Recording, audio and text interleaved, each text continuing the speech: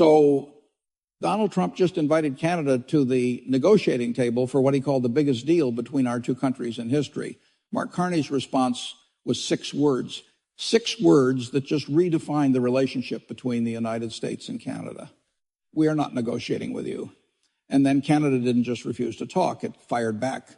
Within 24 hours, Ottawa announced retaliatory tariffs on $47 billion in American exports, energy export restrictions that will hit border states this winter, critical mineral controls that cut off American access to rare earth elements, and a formal diplomatic downgrade. Recalling Canada's ambassador to Washington for the first time in the 158-year history of the bilateral relationship, Warren Buffett said what Carney just demonstrated is the most powerful move in business or politics, the willingness to never walk in. And then he explained, "Why I don't need you" is the most terrifying sentence a deal maker can ever hear. But here's what nobody expected. Trump's reaction wasn't rage. It wasn't the volcanic all-cap social media eruption the world has come to expect. It was something different, something quieter, something, according to the people in the room, far more unsettling. It was panic.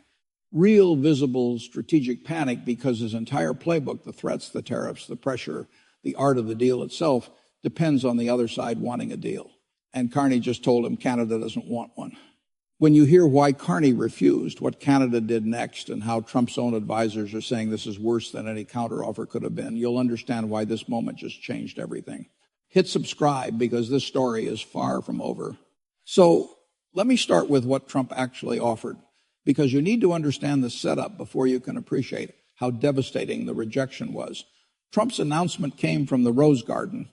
Optimistic framing, conciliatory language. We're willing to work with our great Canadian friends. He proposed what he called a comprehensive grand bargain, a sweeping negotiation covering tariffs, energy, Arctic cooperation, border security, and trade. The scope was enormous. The tone was magnanimous. The media initially treated it as a positive development. Headlines read, "Trump extends olive branch to Canada. Commentators praised the willingness to negotiate." Here was the deal maker doing what deal makers do, bringing people to the table, offering to solve problems through dialogue. But behind the scenes, the offer was calculated and not in the way that benefits both sides. Trump's advisors knew that Canada had been diversifying its trade away from the United States at an alarming speed. Every month that passed without a deal, Canada was signing new agreements with the European Union, the United Kingdom, Japan, South Korea, Australia, and a growing list of Indo-Pacific partners. Every one of those agreements made American leverage weaker. Every new trade partnership Canada established was another brick in an economic wall that didn't need the United States on the other side. The negotiation invitation wasn't designed to produce a fair deal. It was designed to pause Canada's diversification. If Canada sat down at the table, it would have incentive to slow walk its alternative trade agreements while it waited for American terms. The process itself, regardless of outcome, would buy the United States time to rebuild leverage that was evaporating by the week. And a negotiation process, even one that produced absolutely nothing, would give Trump political cover. He could point to ongoing talks and tell American industries, "We're working on it, be patient." The offer wasn't about reaching a deal. It was about stopping Canada from reaching deals with everyone else. And then there were the preconditions, the fine print that most media coverage skipped entirely, but that Carney's team read with the precision you'd expect from a former central banker to sit down at the table. Canada would have to pause all retaliatory tariffs while American tariffs remained in full effect. Canada would have to suspend its ongoing trade negotiations with the EU, the UK, Japan, South Korea, and Australia for the duration of the American talks. Canada would have to accept national security as a legitimate legal basis for tariffs between NATO allies, which would retroactively validate every tariff Trump had imposed. And Canada would have to agree to an American set timeline, an American set agenda for the negotiations. Think about what that means. Canada would enter the room with its hands tied, its alternatives frozen, its legal position conceded, and its agenda set by the other side. American tariffs would continue damaging Canadian exports for the duration.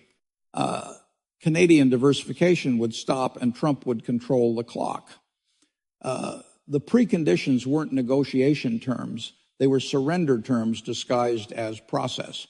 Trump wasn't offering to negotiate. He was offering Canada the privilege of being dominated in a process controlled by the people who created the crisis in the first place.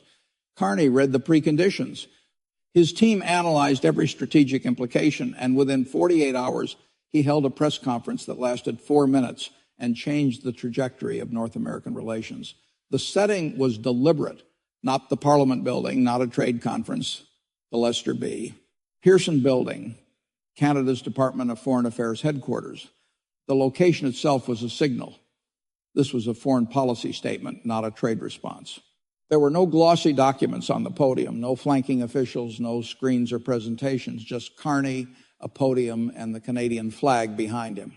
His tone was measured, almost regretful, not angry, not defiant, but carrying the quiet certainty of someone who has made a decision and will not revisit it. He opened with a single sentence. The United States has proposed comprehensive bilateral negotiations. I am here to explain why Canada will not be participating. Then he gave 3 reasons, and each one was more devastating than the last. Reason 1, trust. You cannot negotiate in good faith with a government that treats agreements as disposable. We signed USMCA, the United States-Mexico-Canada agreement. This was not a handshake arrangement. This was not a gentleman's understanding. This was a negotiated, ratified, legally binding treaty between 3 sovereign nations. It was signed by this president. It was ratified by this Congress.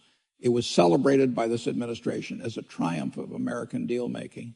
And this same administration violated its terms through unilateral tariff actions taken without consultation, without warning, and without legal basis under the agreement's own provisions. He paused.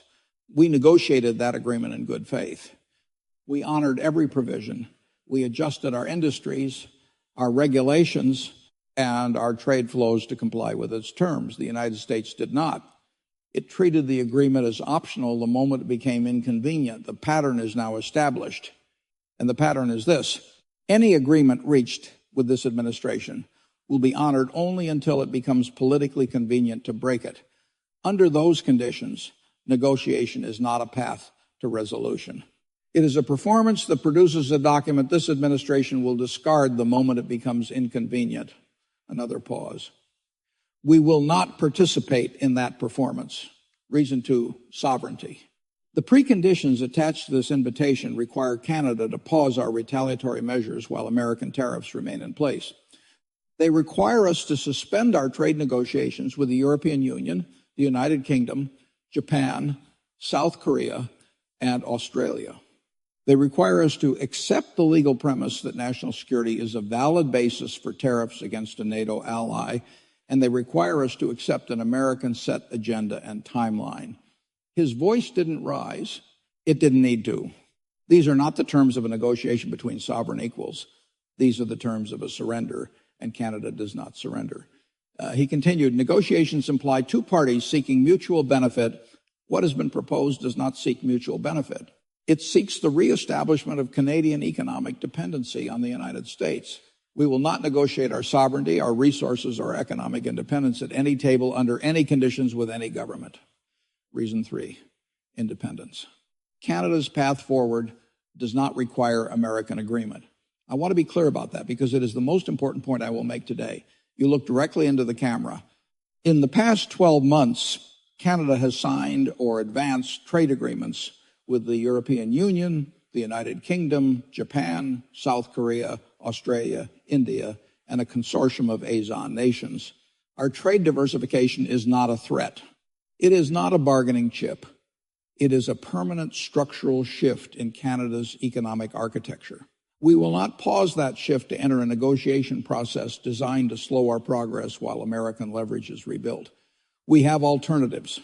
We are pursuing them, and we will not stop pursuing them to have a conversation with a government that has demonstrated repeatedly and unambiguously that it cannot be trusted to keep its word. Then the final line. Carney paused. The room was already silent. He said, we wish the United States well. We are not negotiating with it. He turned, walked off the podium, took no questions. 4 minutes, 3 reasons, 6 words, done. There were 3 full seconds of silence in the press room before it erupted. International media scrambled. diplomatic analysts immediately noted something that most viewers might have missed. A refusal to negotiate is more hostile than a counteroffer, more hostile than a walkout, more hostile even than retaliatory tariffs. Because all of those responses acknowledge the other side's relevance. They say, we disagree with you. A refusal to negotiate says something far worse. It says, you are not worth our time. It denies the other side's relevance entirely. And for a president who has built his entire identity around being the man who makes deals, being told you're not worth negotiating with, is the deepest possible wound. The first sign that this was different from every previous confrontation. Trump didn't immediately respond. For over 3 hours after Carney's statement, 3 hours in which the entire world was waiting for the reaction, there was nothing, no Truth Social posts, no angry phone calls to Fox News, no statements from the press secretary, nothing. Aides later described the mood in the White House as confused. They had prepared responses for every scenario they could imagine. Counter-offers, walkout drama, public insults, even a full diplomatic rupture. They had not prepared for this. They had not wargamed the possibility that Canada would simply refuse to engage at all.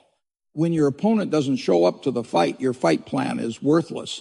And then the strategic reality set in. Trump's entire negotiation philosophy collapses without a counterpart. Tariffs work as leverage only if the other side is trying to get them removed. If Canada has stopped caring about American tariffs, if they've redirected enough trade to absorb the damage and have decided the tariffs are preferable to negotiating with an administration they don't trust, then the tariffs stop being leveraged and start being self-inflicted wounds on American importers who are now paying higher prices for Canadian goods with no process for relief. Threats of escalation have no target. Escalating against someone who isn't engaged is like shouting into an empty room. The art of the deal requires a deal, and you can't make a deal with someone who won't take your calls. The phone started ringing off the hook at the White House. American CEOs demanding to know when trade would normalize. Auto manufacturers missing Canadian-made parts. Energy companies needing Canadian crude oil. The housing industry desperate for Canadian lumber that was getting more expensive by the day. Agricultural exporters watching the Canadian market close with no timeline for reopening. And for every one of those calls, the answer was the same devastating reality. There is no process for normalizing trade. Canada won't talk. There is no timeline. There is no framework. There is no table. When Trump finally responded, it was revealing in its disorientation. His Truth Social posts over the following hours cycled through contradictory messages without landing on any coherent position. First came bravado. Canada will come crawling back. They need us more than we need them. Then grievance. Carney is making a huge mistake. He'll regret this. Very disrespectful. Then vague threats. We have many options. Many options. Canada doesn't know what's coming. Then confusion. Why won't Canada negotiate? We offered them a great deal. The greatest deal. Bravado. Grievance, threats, confusion, cycling without landing. That's not the messaging of someone in control. That's the messaging of someone flailing.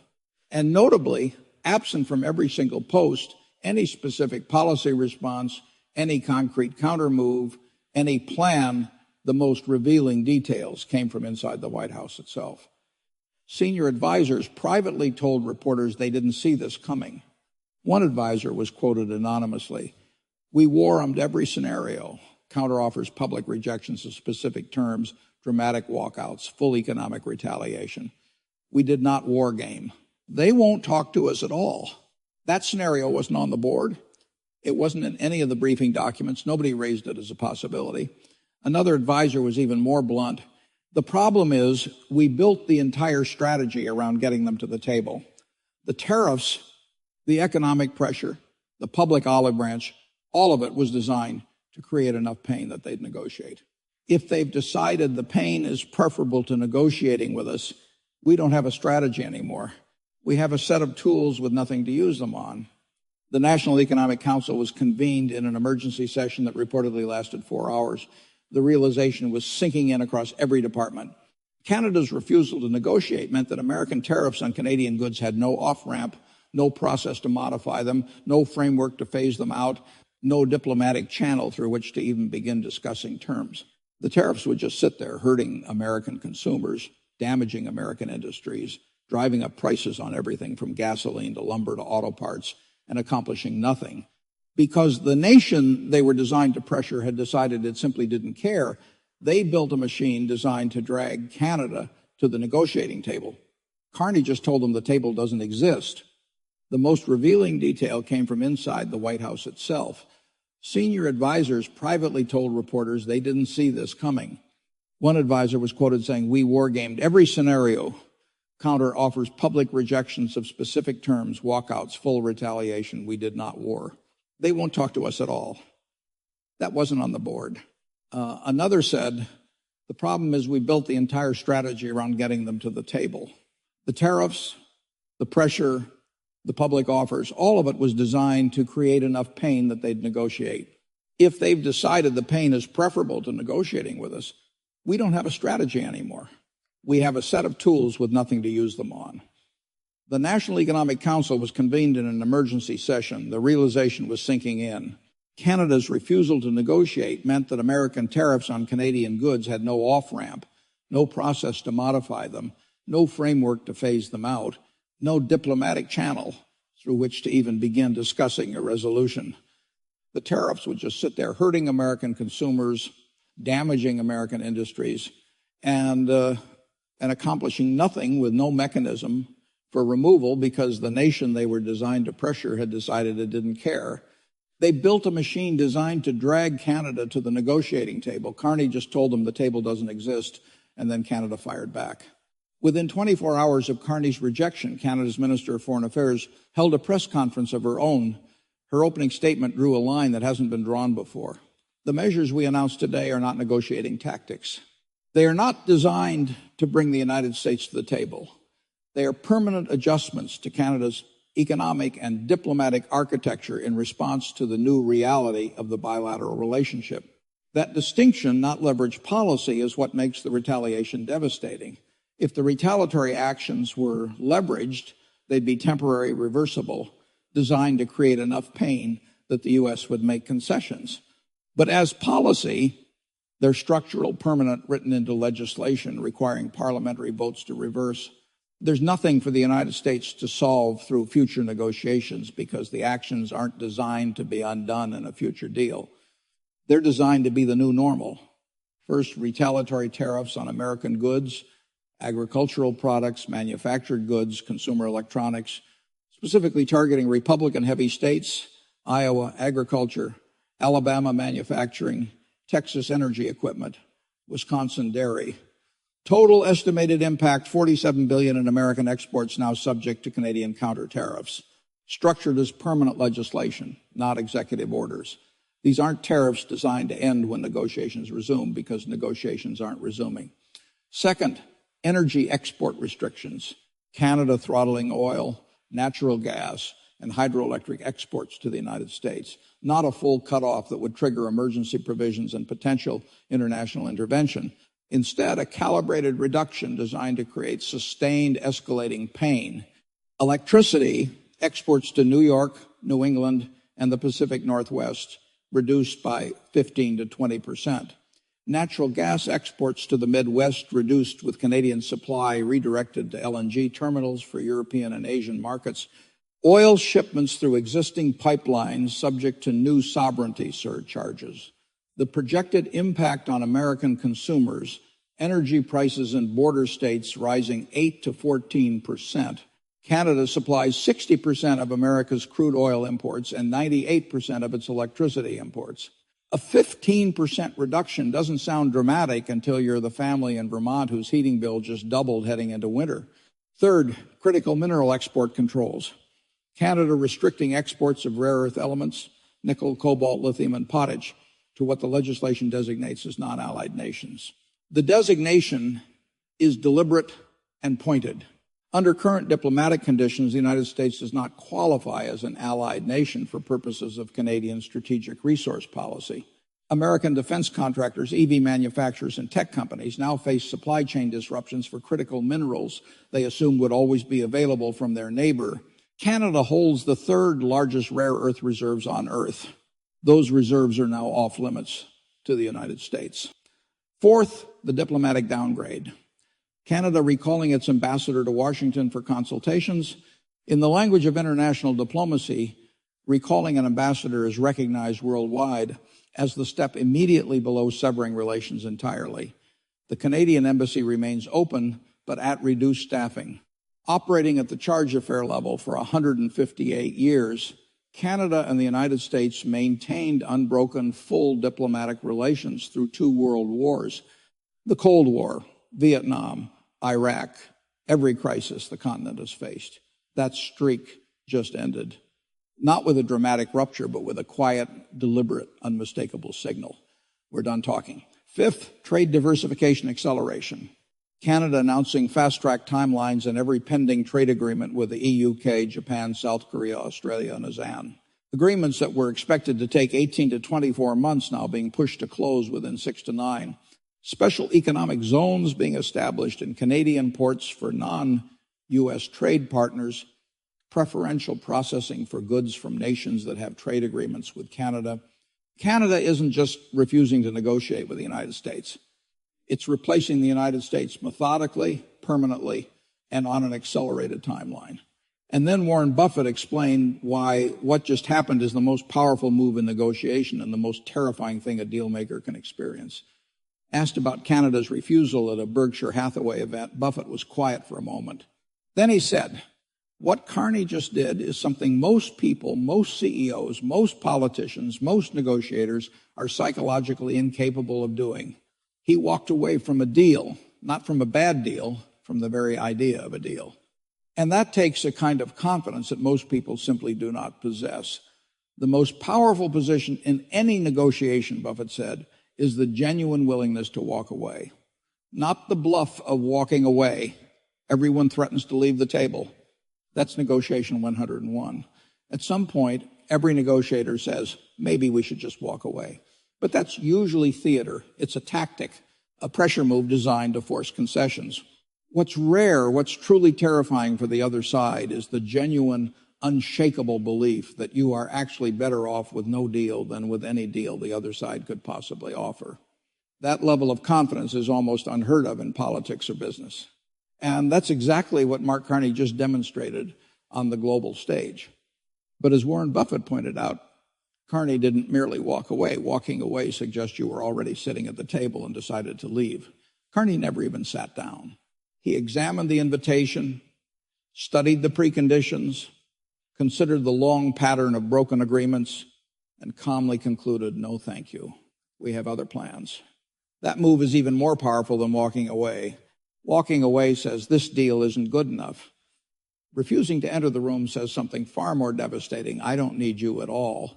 And in the world of high-stakes negotiation, I don't need you, may be the most frightening sentence a deal maker can ever hear. Because when the other side truly doesn't need you, your leverage disappears. Every tariff, every threat, every ounce of pressure suddenly collapses to zero. Buffett was especially precise when he described the psychological impact this creates. When someone builds their entire identity around being the ultimate deal maker, the man who literally wrote the book on negotiating, the author of The Art of the Deal, and another country refuses to make any deal at all, the loss isn't just strategic, it's existential. You don't merely lose the negotiation, you lose the framework that made you relevant in the first place, because the art of the deal requires a deal. Without one, there is no art. And that's exactly what Carney just told Donald Trump. Not a bad deal. Not a delayed deal, no deal at all. Buffett paused before adding something even more striking. After more than 70 years in business, he said he had never seen a negotiation end before it even began, and certainly never seen the side refusing to negotiate hold the stronger position. Traditionally, the powerful party demands negotiations while the weaker party tries to avoid them. But here the dynamic is reversed. The supposedly smaller player, Canada, is the one declining the conversation entirely.